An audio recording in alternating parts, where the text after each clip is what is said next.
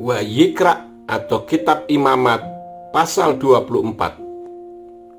Dan berfirmanlah Yahwe kepada Mose dengan mengatakan, perintahkanlah Bani Israel agar mereka membawa kepadamu minyak zaitun tumbuk yang murni untuk lampu, sehingga lampu menyala terus-menerus di bagian luar dari tabir kesaksian di dalam kemah pertemuan. Aaron harus terus mengaturnya dari petang hingga pagi hari di hadapan Yahwe. Itulah suatu ketetapan untuk selamanya bagi generasi-generasimu. Ia harus terus mengatur lampu-lampu itu di atas kaki pelita yang terbuat dari emas murni di hadapan Yahwe. Dan engkau harus mengambil tepung halus dan dengannya engkau harus membakar 12 roti bundar.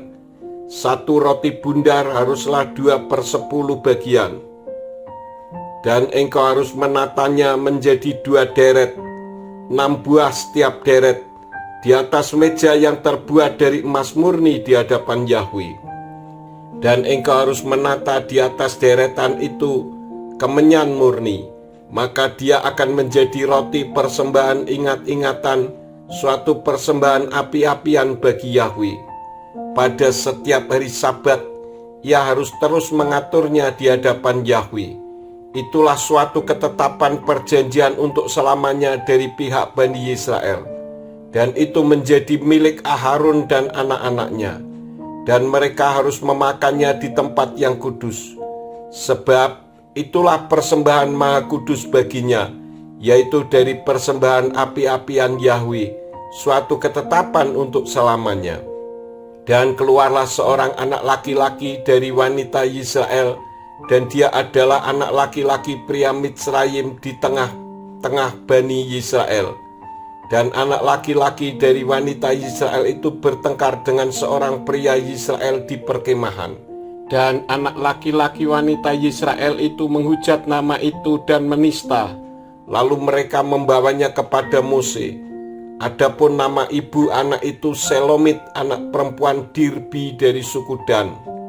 Dan mereka menempatkannya di dalam penjara agar menjadi jelas bagi mereka apa firman Yahwe. Dan berfirmanlah Yahwe kepada Mose dengan mengatakan, bawalah orang yang menista itu ke sebelah luar perkemahan, dan mereka semua yang mendengarnya haruslah meletakkan tangan mereka di atas kepalanya, dan seluruh jemaat itu haruslah melemparinya dengan batu. Dan kepada Bani Israel, engkau harus berbicara dengan mengatakan, setiap orang yang menghujat Elohimnya, maka dia harus menanggung dosanya. Maka orang yang menghujat nama Yahwe, dia harus dihukum mati. Seluruh jemaat harus melemparinya dengan batu. Sebagaimana pengembara, demikianlah penduduk asli. Ketika dia menghujat nama itu, ia harus dihukum mati. Dan ketika seseorang menghantam setiap jiwa manusia, dia harus dihukum mati.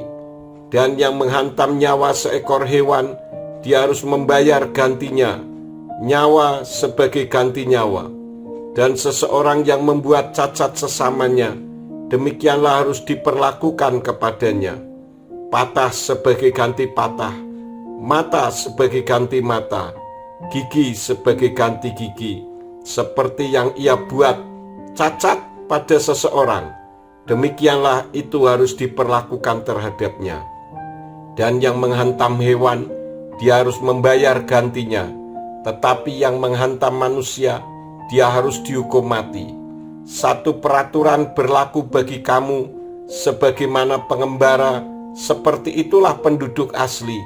Sebab akulah Yahwe Elohimu. Dan berbicaralah Mose kepada Bani Israel, lalu mereka membawa yang menista itu ke sebelah luar perkemahan, dan mereka melemparinya dengan batu.